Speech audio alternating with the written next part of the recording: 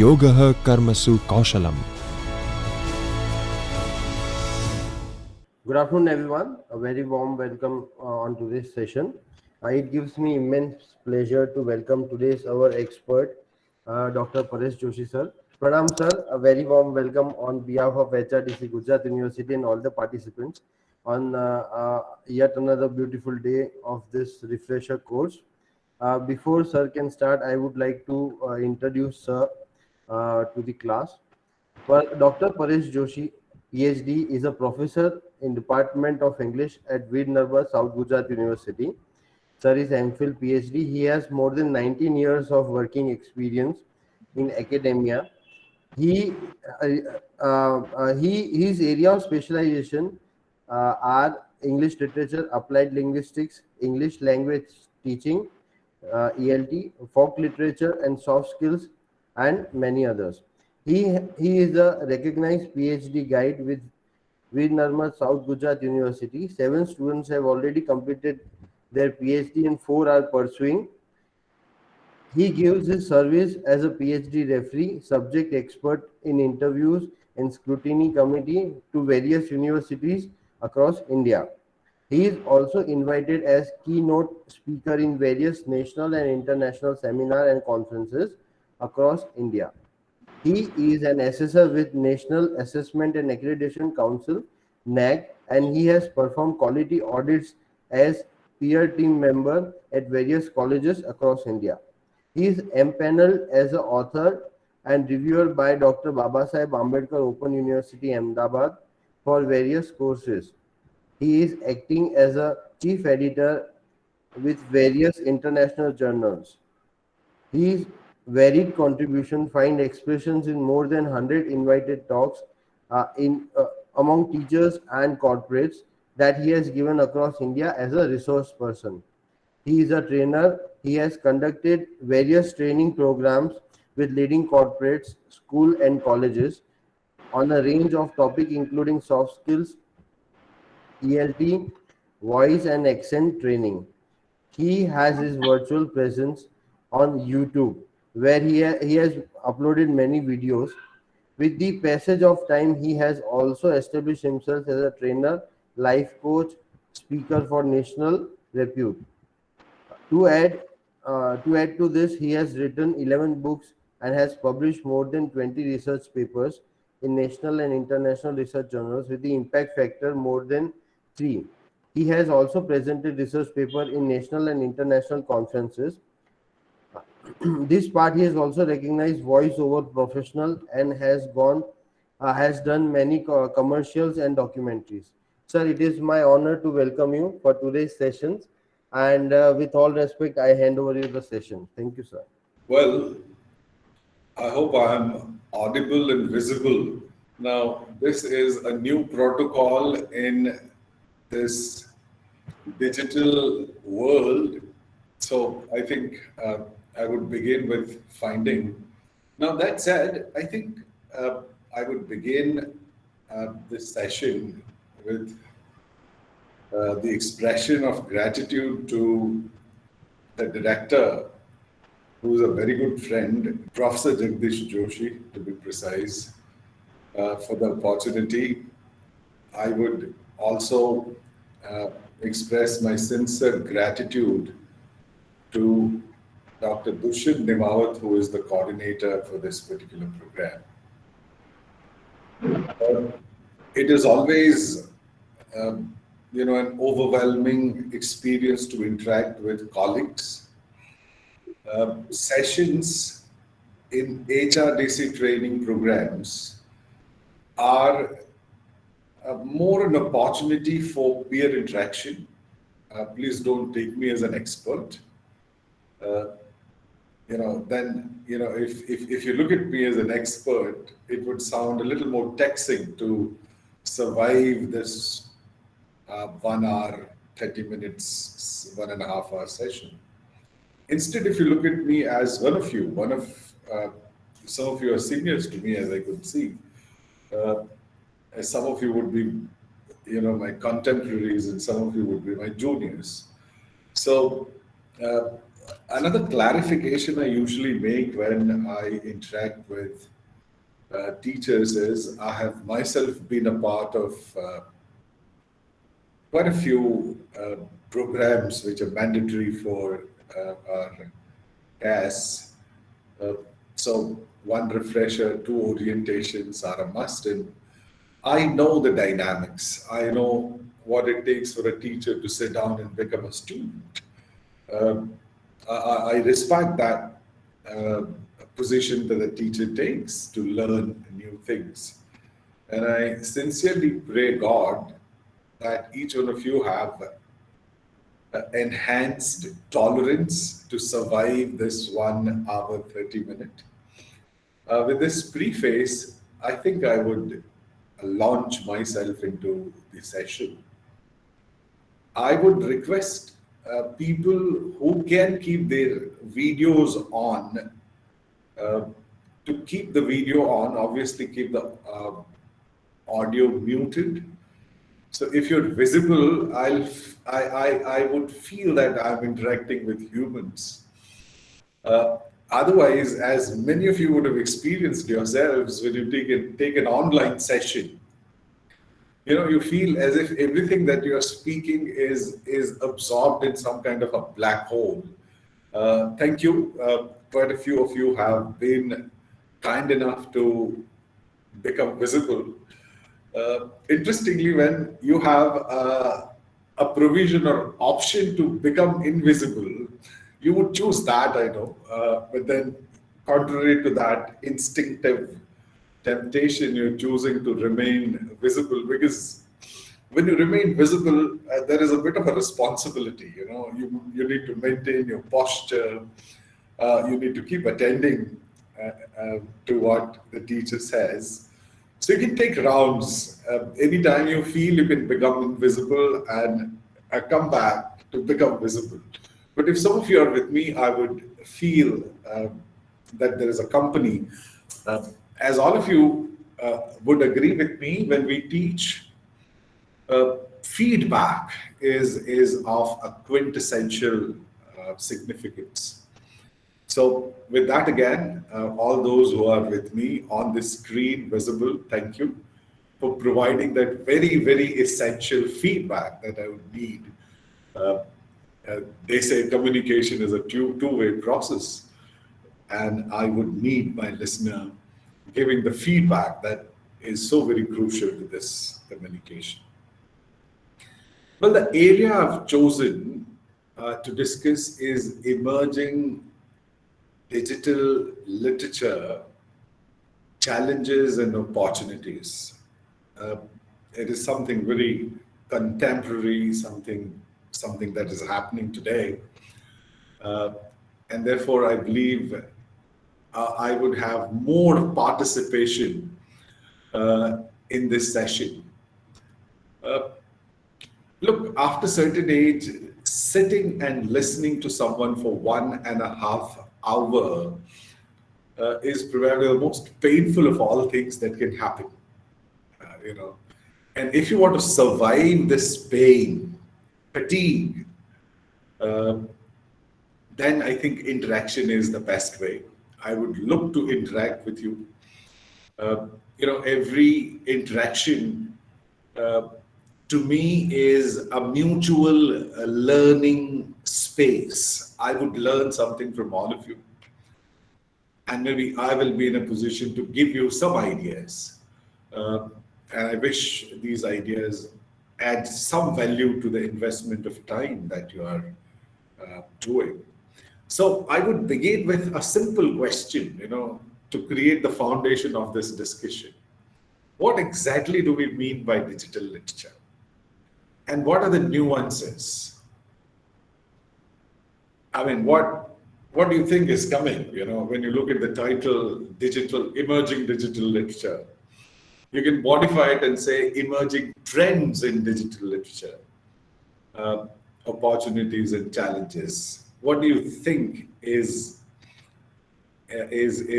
coming? So let's break the ice. In your words, What do you think is digital literature? Sir, may I? Please, please. Literature through digital medium. Okay. I think I would love, this is not an MCQ test. So one phrase response is, it defines you, right? I accept it. The digital literature means the literature available in digital forms. Okay. Like on website, All right. YouTube, MOOCs, all that. Okay. In fact, when you're saying digital literature is literature in the digital space, I'm reminded, if I'm not forgetting, De Quincey had given this distinction of literature of knowledge and literature of power.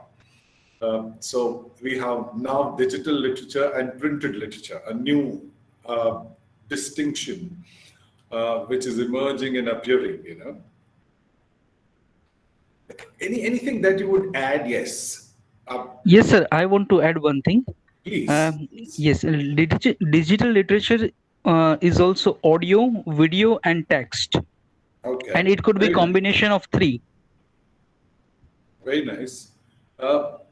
It doesn't have to be the combination of all three. It can be combination of all three.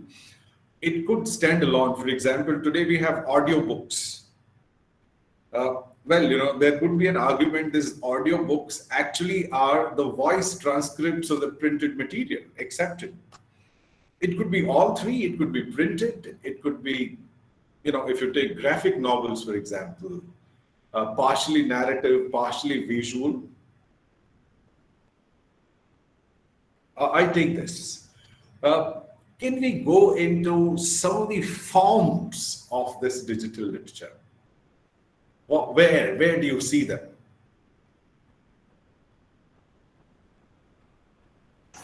Sir, graphic novels? That's very interesting. Graphic novels. Sir, from WhatsApp to website, everywhere. Everywhere. All right. Yes, because even Kindle in books. TV. Fine. Kindle books, can we add? Kindle, all right. There are various shades when we talk of digital literature. For example, when we say WhatsApp and social media, you're talking about self-publication, you're talking about Insta poetry, you're talking about Twitterature, you're talking about blogs. When you say Kinder, for example, you're talking about you're talking about printed literature, which is in the digital form. Look at this, various shades. So, moment you say digital literature, fan fiction and sequels, I take it. But I would love if you speak. I know you can write, and this chat box is continuously flashing, and I'm enjoying that. But I would love to listen to your voice rather than those. This is a very passive participation. You type something, enter, and say, well, I have responded. Okay. Now, when you think of this, we're gradually creating, we're accumulating the ideas on digital literature by a discussion like this. So that would act as the launching pad of the kind of discussion that I'm looking at. Can you add more nuances? Yes, we have been able to gather quite a few very interesting responses. We began defining digital literature as something that exists in the digital form, in the digital space. When we say digital space, we were talking about social media, we were talking about web platforms, we're talking about electronic gadgets like Kinder and others. In fact, our Android phones allow us to read literature if we want to. And Kinder is available as, we have, when you have a friend in the audience listening to you, he is a very difficult audience to handle. So I have a friend, Dr. Chirag Dandukia. Hi, sir. So I pity him because he has to listen to a friend for 1.5 No, hours, not that. and he will not be in a position to respond because he has to act as a student. Has the case been different? No, Uh, actually, I'm a bit cautious. I think you would call me in the evening. Why did you ask me? That is the thing. anyway, Otherwise, I think in digital platform we have number of apps. Like for example, we have Pratilipi, where you can write and publish your story. So it's good for somebody who has newly started and who don't get publishers. It's a huge platform, Pratilipi, and it is on almost in all Indian languages. It is fine. available in Play Store. Okay. Very nice. Thank you. A friend in need is friend indeed. So, he is participating with a friendly duty of participating. Jokes apart, I would give one or two more minutes to churn ideas, and then we launch into the session. Then I would try and put my ideas across. Sir, shall I? Please, please. Sir, I actually, would be happy if you put your camera on, at least when you're responding. I'm sorry. I'll try because I have a network issue here. That's the reason. Not a problem. Not Yeah. a problem. Not a problem. Sir, actually, I would like to talk about the video poetry which I heard, and it is actually the poetry where it moves on with picture. That is, it is narrated in the background and visuals goes on the screen. I have seen such. So Wonderful. that would be very good idea for digital literature. Taken. Yeah. And a wonderful dimension added. Thank you for that. Because moment we start talking about digital literature, we're talking about something so very diverse. We're talking about something so very volatile. We're talking about something something so very complex that making a definition of that itself is going to be a task. It falls within an ambit where it constantly changes. For example, Devika ji brought in the idea of video poetry. I mean, you have Insta poetry. As I said, you have Twitterature. In Twitterature, for example, the epics are rewritten, say, in 150, 180 words. Now, you have 5-word novels, and all of these varieties I'm going to talk about. So I think let's begin. I'll share my presentation. Your responses acted as, a sort of a background where each one of us could sit and think about what we're going to talk about, say for another 1 hour and 15 minutes that we would have. So just allow me to share my presentation.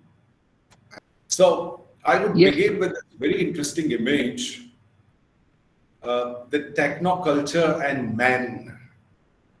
I want you to have a careful look at this. In a world diluted by irrelevant information, clarity is power. Why did I put this image?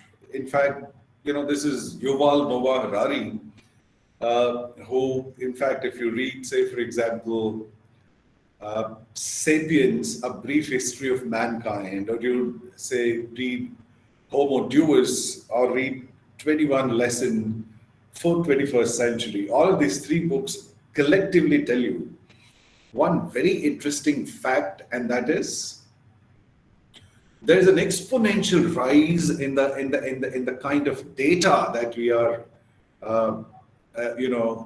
uploading and downloading. We live in a world where people predict that we're going to die of data. So much of data. Just think, when you take your phone and put a message in the broadcast, let's say a good morning message, which many of us receive very painfully, the kind of philosophy that it gives. But if I have 256 or 52, which is the largest number in a broadcast list, in few seconds, I would be throwing that certain MB or KB of data across the devices. Now, the number of WhatsApp posts, the number of social media interaction, number of electronic transactions, number of, think of the entire finance and financial transactions. I should not remind you of the fact that a lot of GBs of data is uploaded and downloaded when you take a session of 1.5 hours and you are on for the last 15 days. One orientation program like this, just imagine the kind of digital transaction of data that a program like this, and how many million such programs would be going on right now. So we're all overcrowded by data, and the image that you're seeing, I have intentionally put the image of a humanoid, and now we live in a world where there's a country which has given, us, nationality, a citizenship to a robot.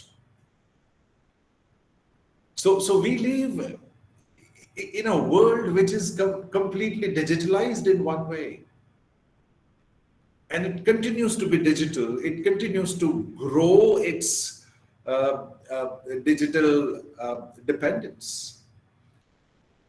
So I'm going to relate this statement somewhere in the center of our discussion when we will be talking about digital literature. So there's an exponential rise, as for example, Dr. Chirag was saying, that for the first time in the history of mankind, you see this much of publication.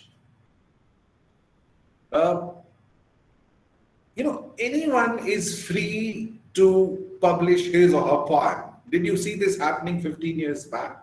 Many of us, for example, in our own college days, used to write poetry, short stories, but we never had courage or never had the space to put it to public. Now that space is available. What it would do is, it would create again an exponential rise in the number of publications. It would be millions.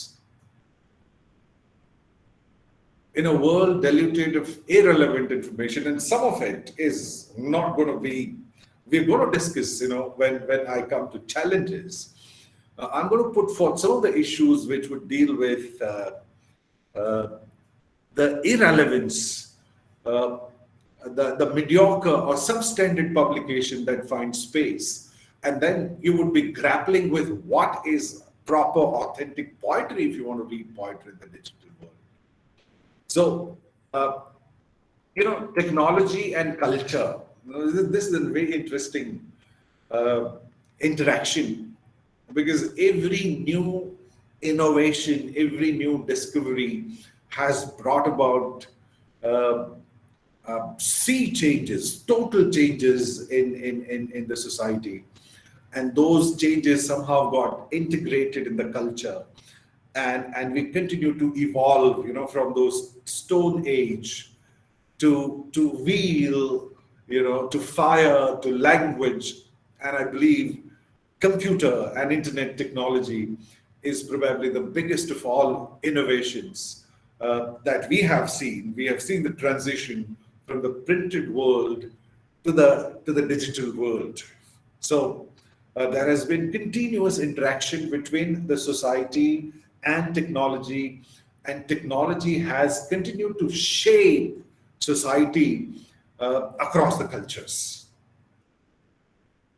Very interestingly, I would summarize the evolution of languages and communication.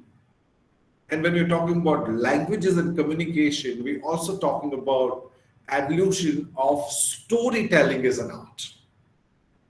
The nature of storytelling has continued to evolve. In fact, when we look at evolution of communication, if you again take Yuval Noah Harari, who very interestingly, in simple language, presents the evolutionary history of mankind. He begins, say, 13.5 million years back. That's how he begins as Sapiens, a brief history of mankind, the Big Bang, and then the evolution of different subjects. But few lakh years back, when our frontal lobe grew, when we were making a transition from an ape to a thinking ape, when we were acquiring this new transformed, evolved version of apes, which we biologically call him Homo sapien. We started changing the nature of our transaction. I don't have time to enumerate some of the most outstanding achievements of the mankind, but I would primarily focus on how communication evolves. Of the three basic inventions of wheel, fire, and language, language allowed us to evolve to what we are today. So let's try and understand. For example, if you want to understand the digital literature, we need to take a quick, a quick bird eye view, a quick, tour in the past to understand how exactly we have reached to digital era. So this evolution of languages, evolution of communication, vis-a-vis evolution of storytelling, evolution of art forms, to me can be summarized in these phases. The first one obviously is considered as physiocentric discourses. We didn't have languages, therefore we used our hands, we used our expressions. So using different hand positions, different gestures and postures, we started communicating more sophisticatedly than we were what our prehistoric apes used to do. So that phase when we didn't have sounds, organized sounds, we didn't use sounds in the language. That particular era would be termed as physiocentric discourses. We largely use our body movements, different gestures and postures for communicating.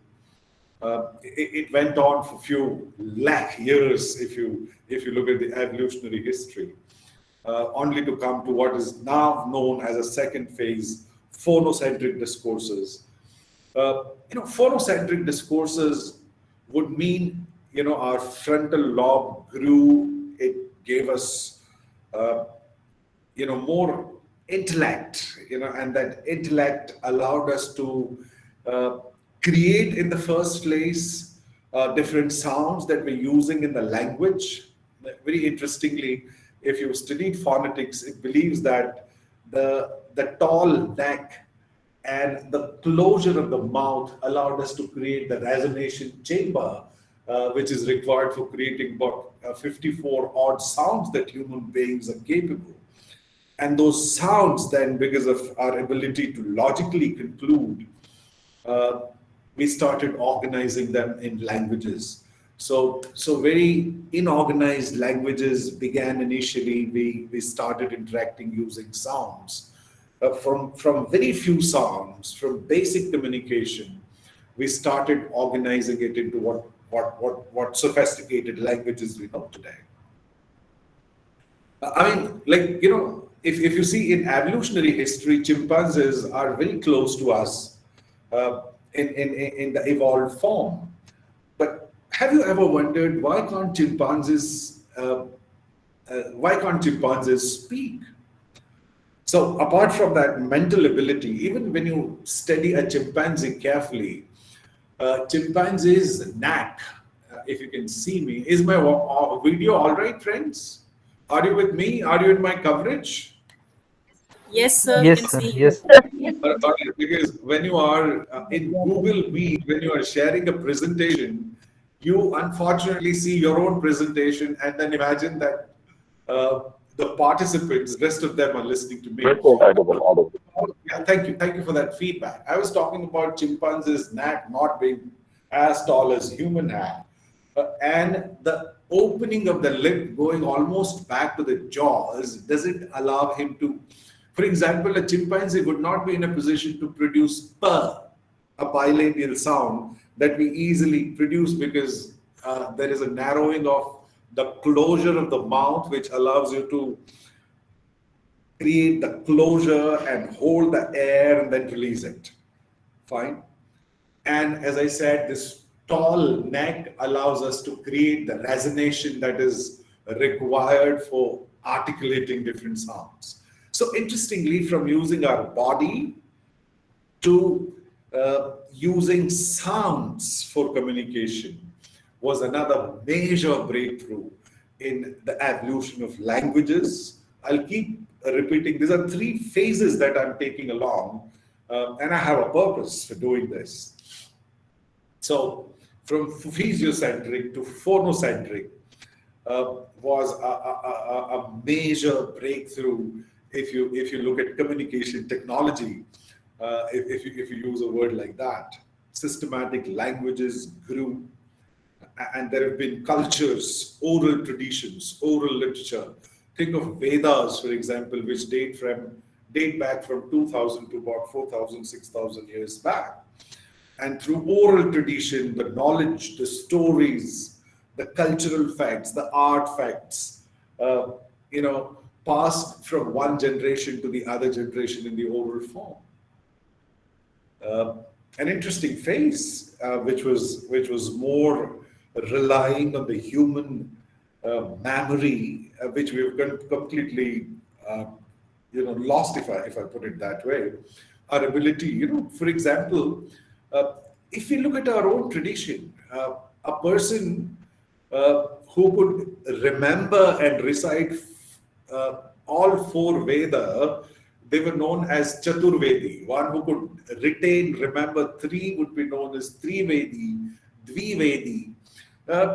So it must have been an interesting phase where humans had outstanding memory, to retain the whole body of knowledge. Then you have the next phase coming in, and that is cryptocentric discourses. From physiocentric, it took us few lakh years to come to phonocentric. And from phonocentric, it took us few thousand years, because it is believed the languages evolved, say, before 3,000 odd years, 2,500, 3,000 years back. And we need to credit Sumerians, who created those clay tiles primarily to keep the record. These script, the evolution of script, if you look at the evolution, was primarily, these Sumerians created those tiles to keep the record, because they were organizing, urban planning, record keeping, and all that was, every time keeping it in the memory was not possible. So the conclusion, again, the increase in the data and the retaining problems, necessity is the mother of invention, brings the written languages. So those scripts started growing. And then it would be interesting to recount different stages of how languages evolve, but then we don't have time. I'm quickly trying to take us all from that prehistoric time of cave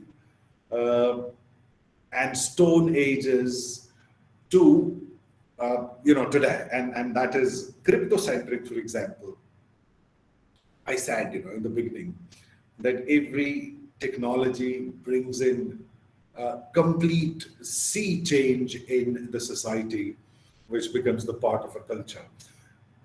Written languages were historical breakthrough. If you're thinking of the evolution of languages, the evolution of storytelling, the evolution of discourses. We started writing. Writing allowed us to retain data. Oral tradition had its own problems. A lot of very essential knowledge was lost. In the transition, there were the authenticity sometimes came under some kind of a scanner. I would forget something.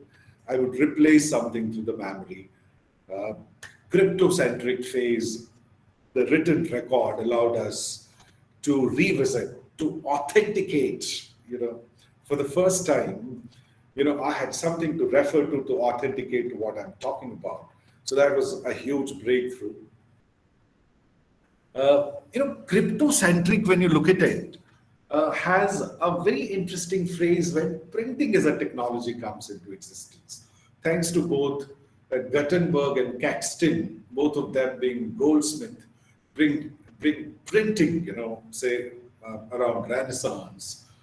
And printing again created a huge revolution because for the first time, dissemination of knowledge in huge proportion was possible. Within the crypto-centric first phase, when knowledge existed in the manuscript, how many manuscripts you will be able to create in a lifetime?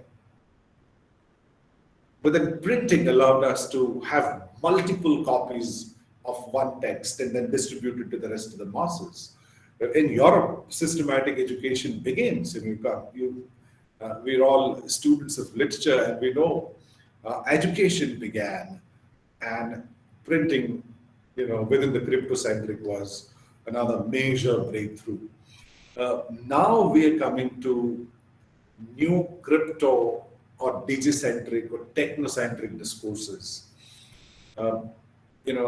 The innovation.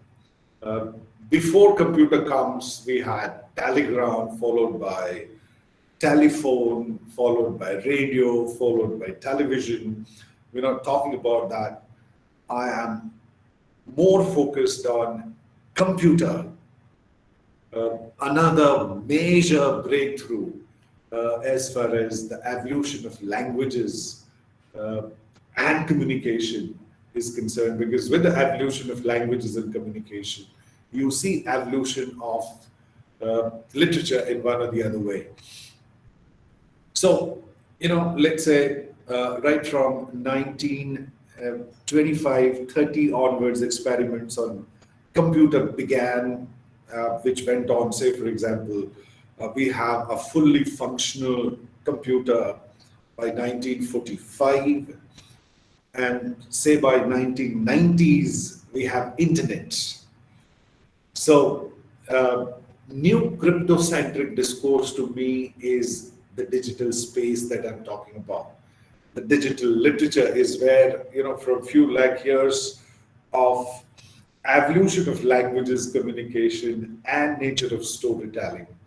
For example, in physiocentric times, when our forefathers lived in cave, the cave paintings are probably the first ever prehistoric forms of somebody's, aspiration, somebody's desire to tell a story and live it in a form of painting.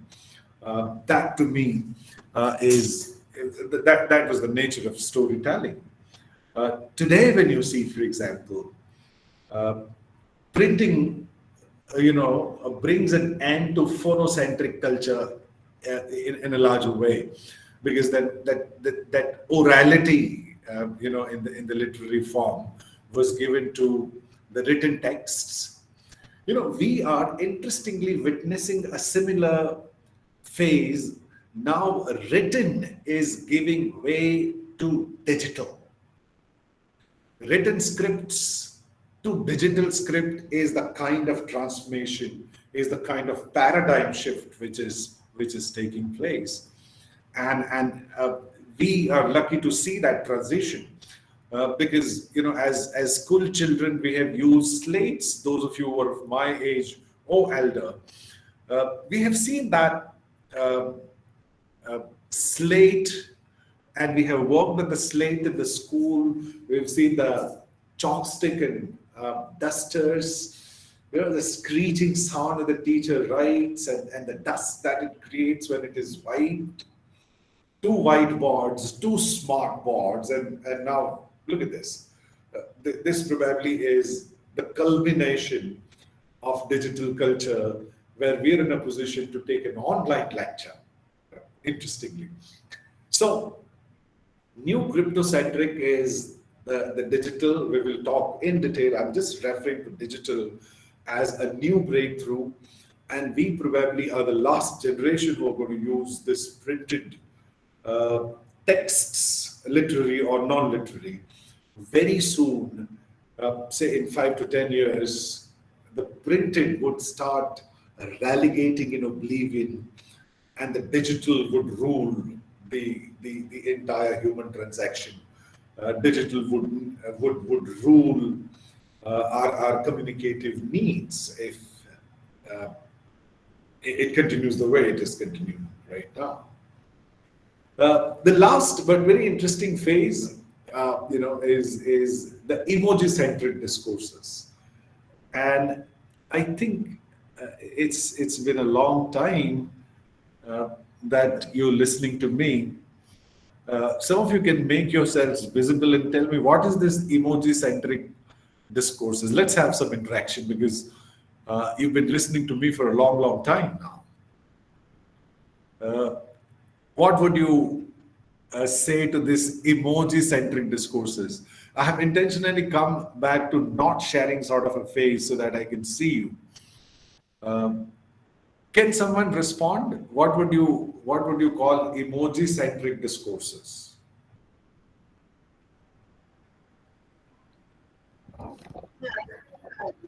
Sir, I think for communication nowadays, a lot of emojis are being Okay. used, and that we can consider as emoji centric. Okay. Thank you, sir. But how do you see that? How do you see that? Well, emoji-centric discourses is digital communication with emoticons. But what did it do? Expresses our feeling directly towards the person whom we are sending it to. All right.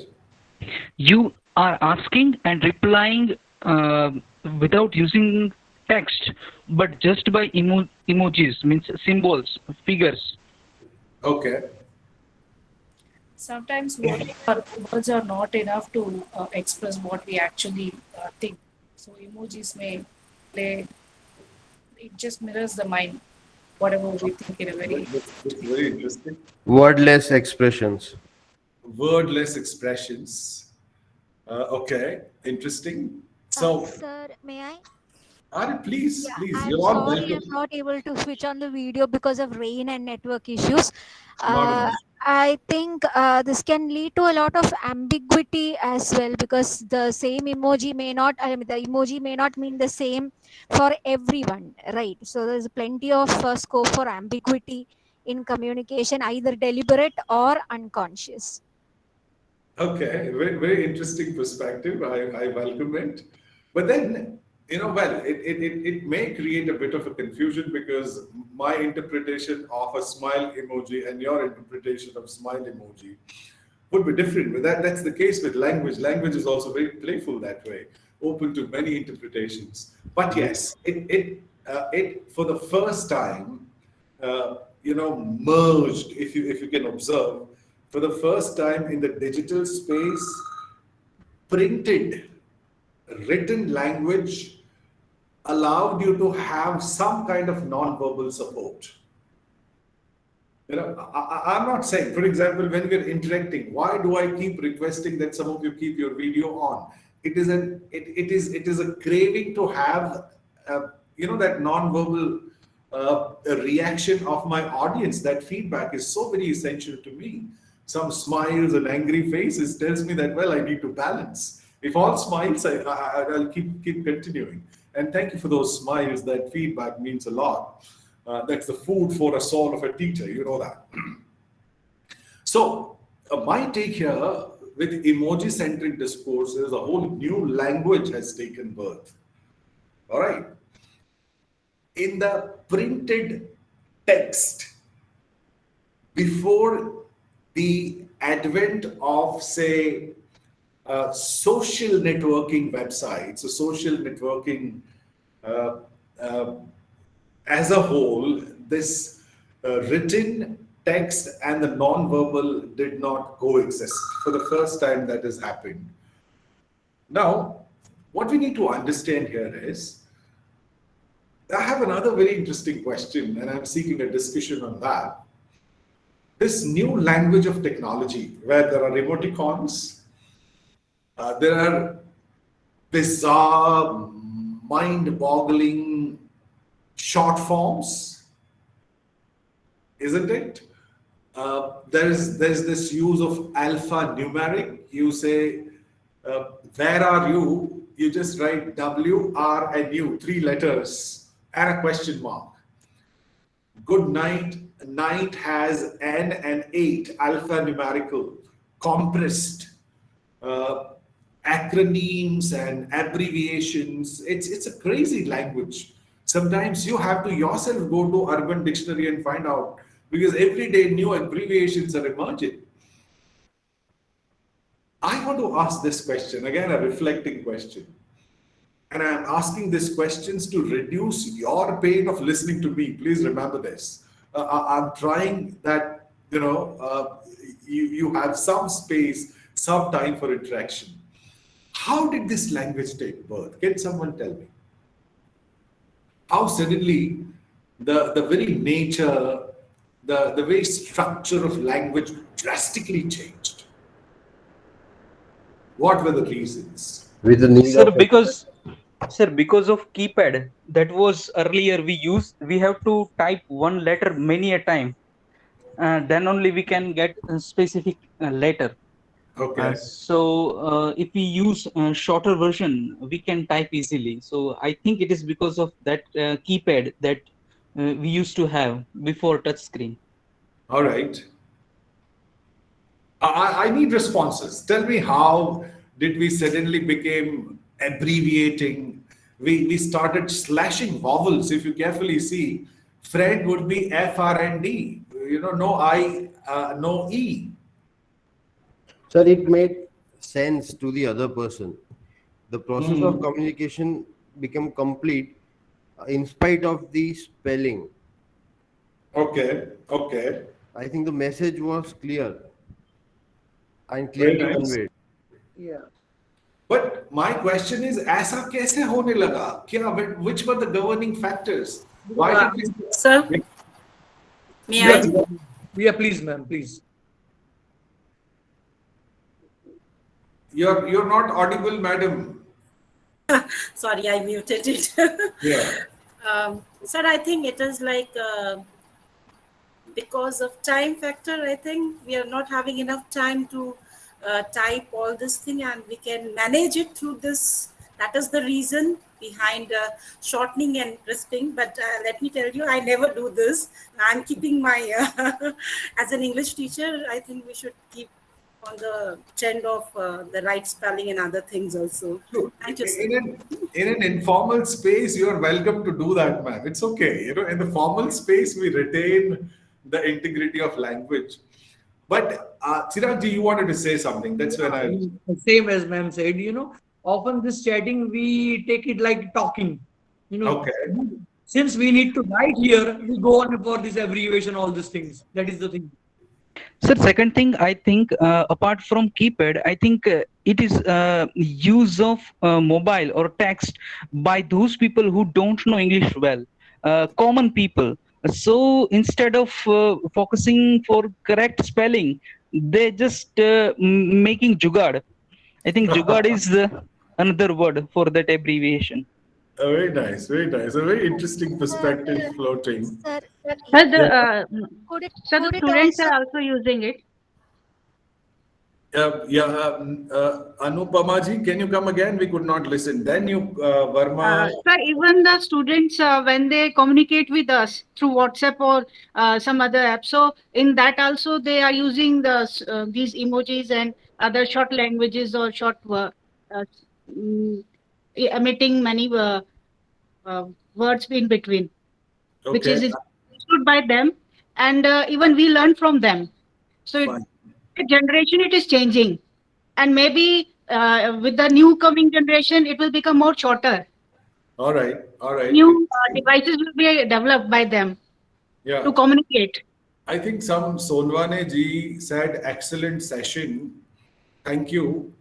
I thank you for that compliment, but I will still speak for half an hour. The session is not coming to an end, So, on a lighter note, I'm so very happy that this is an interactive space. Sir, This I would level of like. interaction is yeah. I'll come to you. This level of interaction is difficult on an online platform. So I think all of you can give a pat to your own back that we're creating a wonderful session. All those who are complimenting, I'm taking your compliment, but I'm not going to end the session till 4:30. Yeah, Raoji, आप कुछ कह रहे थे? Ji, sir. I think lack of maturity in using the language. Okay. Because from where it is coming, and eight could be, I think, lack of maturity of using the language. True. Because they are more focusing on the word, not the spelling. All right. I think. Sir, may I?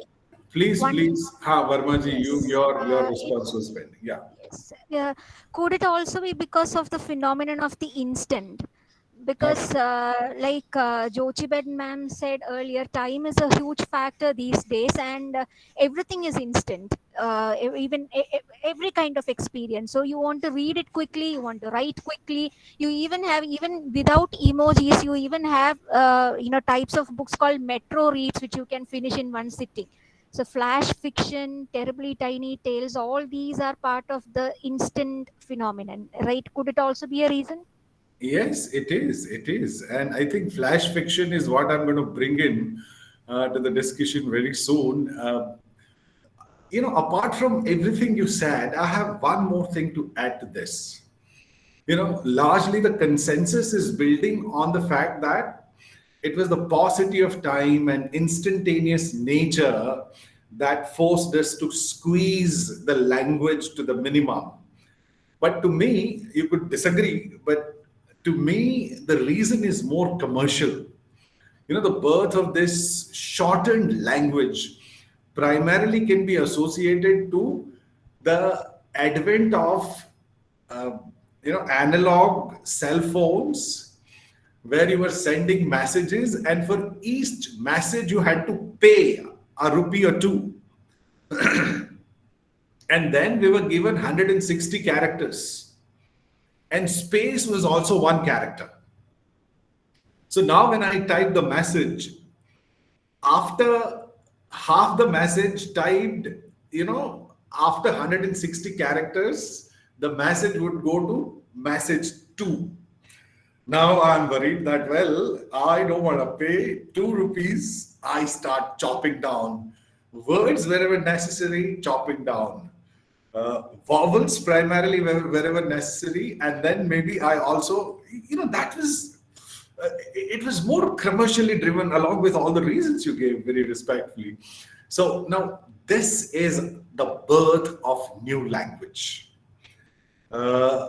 It's very interesting to think about how things are changing.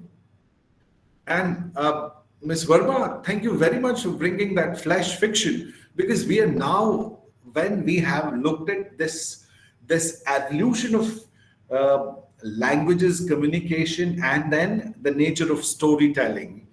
With those changes, I'm now bringing our discussion to digital literatures. I hope all of you can see this slide. Can you? Yes, sir. Yes, sir. We can Yes, see. I'm intentionally skipping few slides, and I am going to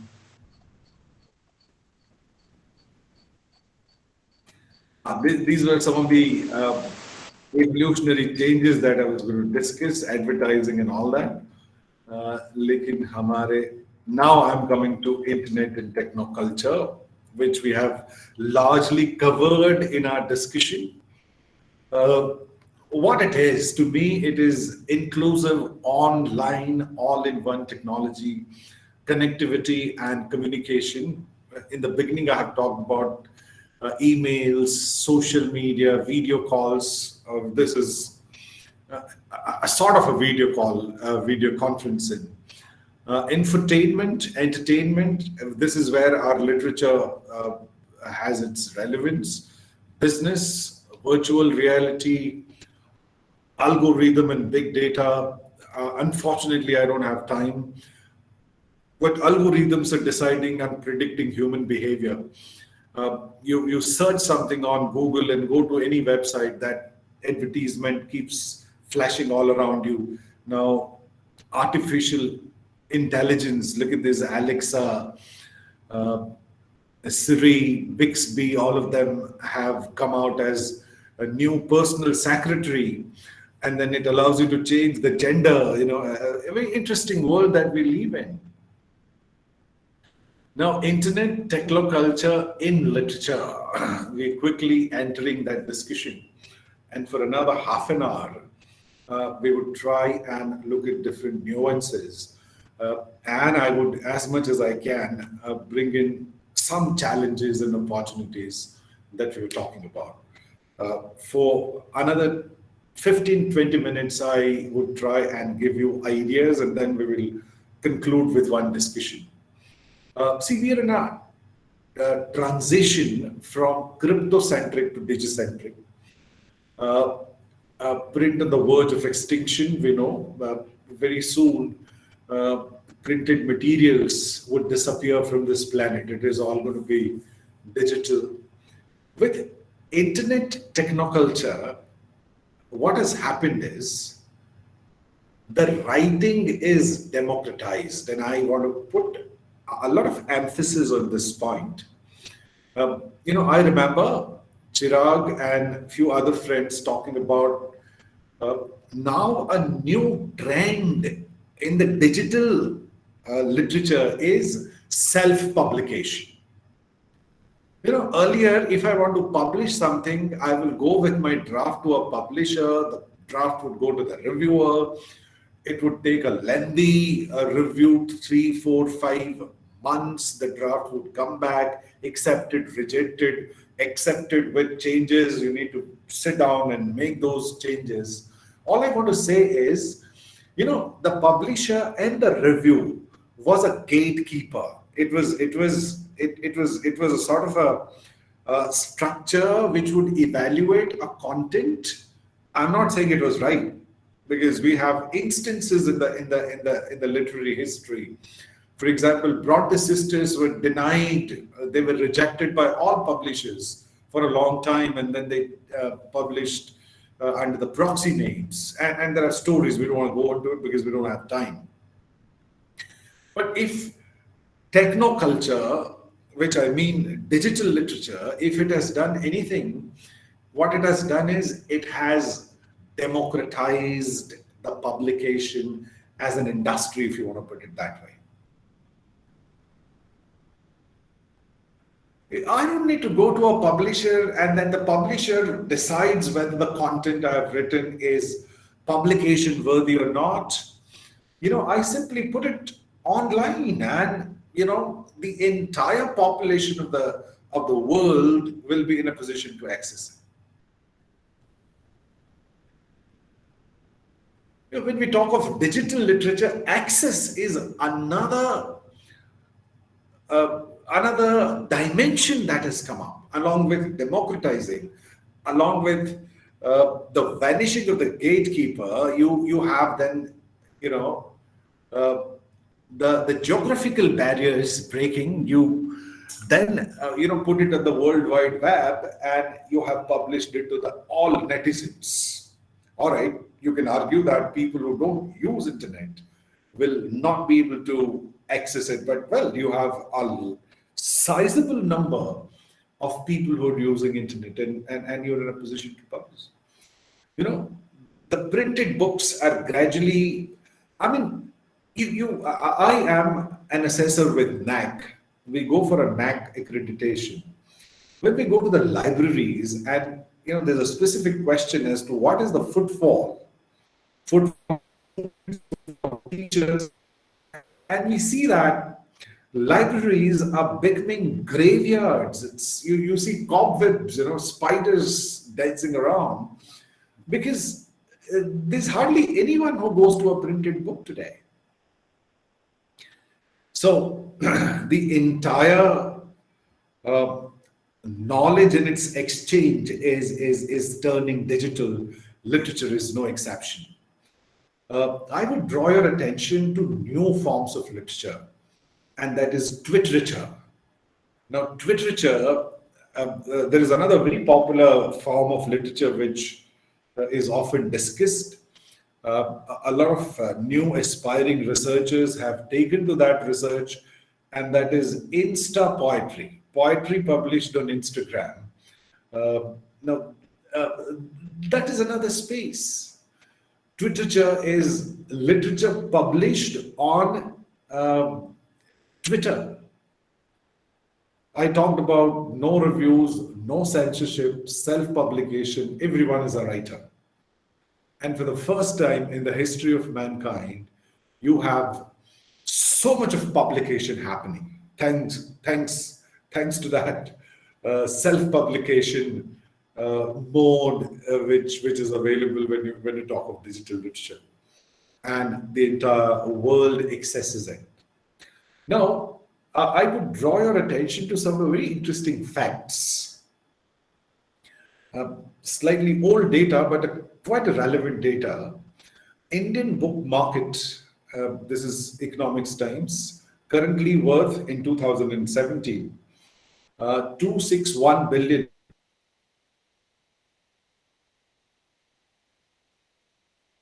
English language ones. It is expected to touch by 2020, it has touched, and today it must have grossed 739 million. Now look at the magnitude of this market. The report, among the other interesting facts, also highlight that India is the second largest English language print book publishers in the world, with over 9,000 publishers. More than 70% of the publishers in India have digitalized their content. Now, this is the fact that I want each one of you to have your eye on, to produce e-book versions, smartphone e-readers, offer consumers opportunity to access digital content. I was talking about self-publication. I will not read this entire slide, but you have writers like E.M. James, John Gresham, and Ashwin Sanghi, a very familiar name, Krishnaki, Chanakya Chance. Very renowned publishers are going to the self-publication. Technology giant Amazon, with its Kindle Reader and Kindle Direct publishing business, wants writers to think of self-publication as a way to reach audience, even before they are rejected by traditional publishing firms. Now, this is the sea change that I'm talking about. And we will discuss. The gatekeeper is no longer the agent and publisher, but the reader. We have talked about it. Look at the data again, that would tell you the magnitude.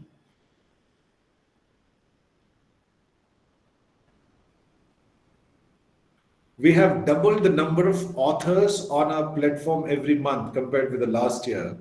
And the same thing happened the previous year. We have 3.5 million titles on KDP. So, this trend, changing readership, emerging literatures, we could quickly look at it. 6-word stories and novels, blogs, twiterature, flash literature, graphic novels. Now, these I have identified for this discussion. There could be many other. For example, I can add Insta poetry here. There could be a few other blogs, but I'm limiting our discussion to these major trends that I have observed. You can add flash fiction, as all of us know, is a kind of fiction that exists in a very, very short form. But there's this 6-word story, character story, also known as twiterature. 280 characters given by Twitter. And there are forms like dribble and drabble, dribble being 50 words, drabble being 100 words, sudden fiction, flash fiction. So this is a new emerging trend in the digital literature. Here are some very famous 6-word stories or novels. It is believed Hemingway and his friends were at a pub. They had a bet of $10, and Hemingway was given a challenge to, tell a story, a novel, if you want to say, in 6 words, and he says, "For sale, Colin, baby shoes, never worn." How crazy it looks. If you read it carefully, there is a story in it. After she died, he came alive. Rebecca James. These are stories, 6 words stories. 1 gun, 2 shots, 3 dead. I asked, you answered by silence. Why are you in my selfie? Label, not for oral use. Oops. So, one very interesting form. Twitter fiction or Twitterature, aphorism hai, poetry hai, fiction, 140 character stories, fan fiction, literary classics and legends, retold, as I said, in 140, maximum 280 words, Twitter novel, epic retold, collaborative works,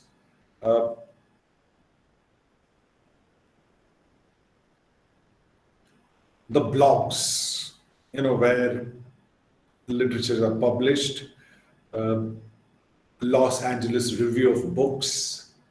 These are the websites that I've put. I'm sure I'm going to send this PowerPoint to the organizers. It'll come to you. Just quickly have a look at. There's a dedicated literary blogs where regular publications take place. Top blogging sites, Tumblr, you have Reddit, Electric Literatures Outlet, Hazlitt, the New Inquiry, the Paris Review. I mean, the enormous list.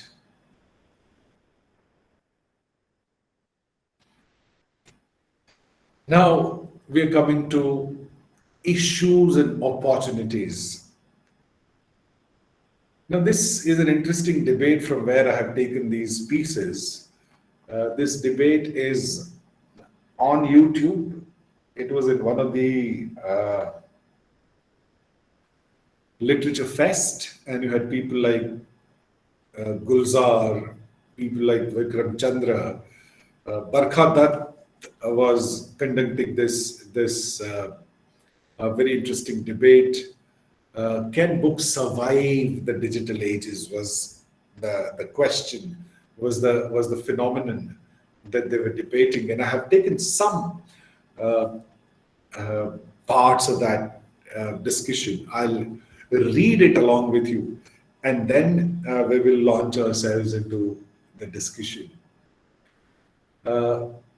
Creativity in digital age, and Gulzar, being one of those classical poets, is more in the reminiscence of the pen and the paper culture. He says, I can't think without my pen. So, some of us, for example, have a comforting, if you ask me honestly, I might sound outdated, because I'm discussing the digital literature. I would rather read a book, a printed book in the hand, than probably, on Kindle or some other. And many of you probably would agree, because, for years we read using the printed books. Well, if it is a compulsion, if we have to read, there is no problem. But we would otherwise love to use the book. The other interesting feature that came out of the discussion is the death of the narrative. when you have 6-letter novel or a story, whatever you want to call it, the narratives, the long-lasting narratives, they would disappear. This is the word again, the art of long narratives survive against literature. Will ebooks, Kindle replace books? And we're seeing the answer is, even when we don't like, answer is a resounding yes. And Vikram Chandra brought in a very, very interesting perspective. He said a book is also a technology. Books are just mass-produced commodity. Like everything else, it's business. Model is changing. It's not the books, but the industry which requires rescuing. So, Chandra was the stories have survived. Stories. You could see the stories in the caves, in the cave paintings. Stories survived. The physiocentric, the phonocentric, the cryptocentric, and the story is still a winner. It's going to survive. Probably the form, the canvas is changing. The average attention span is shrinking. We read fast. We read on the go. These are the dimensions we need to think about. We have converted reading in computer trade. You then have Steve Sells, he is a writer from West. The story has always adapted new technology, from caves to oral to writing to digital. It is going to survive. The story has survived. The appetite and the durability of the story is intact. Are we really scared of online culture? Another very, very interesting question, because there's always some fear of the unknown. Well, it is known, and there's always resistance to the new. One or the other way, we may probably be resisting the change, and we want to cling on to what is traditional. The books have an unfair advantage because it has history with it. It's like it has a proven record of the dissemination of knowledge, the printed books. Digital literature, who knows? It's just the beginning. And this perspective I have brought already. The blogs have democratized writing. One doesn't worry about one's linguistic ability, one just writes, leading to issues of quality and authenticity. Now, along with a lot of opportunities, because everyone gets to publish. That gatekeeper is no longer there. So, with the proliferation of publications, some of them might not be on the mark, but then, overall, the literature would flourish is a positive hypothesis. But Paresh Joshi is not wrong completely. As I said, this session is more on the challenges and opportunities. So this could lead to substandard publications. Let's not consider the kind of writing emerges online as inferior. It would evolve. Another very positive side that, well, it will struggle initially, but then it will find its authentic way. There will be curators and gatekeepers and filters. If they're not there today, they would be created as time passes. It was never that there was no bad art, but when in the history of mankind, there were thousands of people writing, it is time that the new forms emerge. Written words as we know it is dying, but that word is still there in the digital form. And the real is the shortage of time in the competitive world. The era of collaborative technology with shocking speed uh, is a serious danger. I think these are my takes. In 12 minutes that is available, I want your versions. What do you think are the challenges? Three, four things that I would coin right now. I want you to think about first the transition from the written to digital, the complete democratization of uh, writing and publication, paucity of time, emerging genres, the narrative skills, because we see literature in narration. Fine. The role of a gatekeeper is another very, very interesting perspective. And we need to collectively think.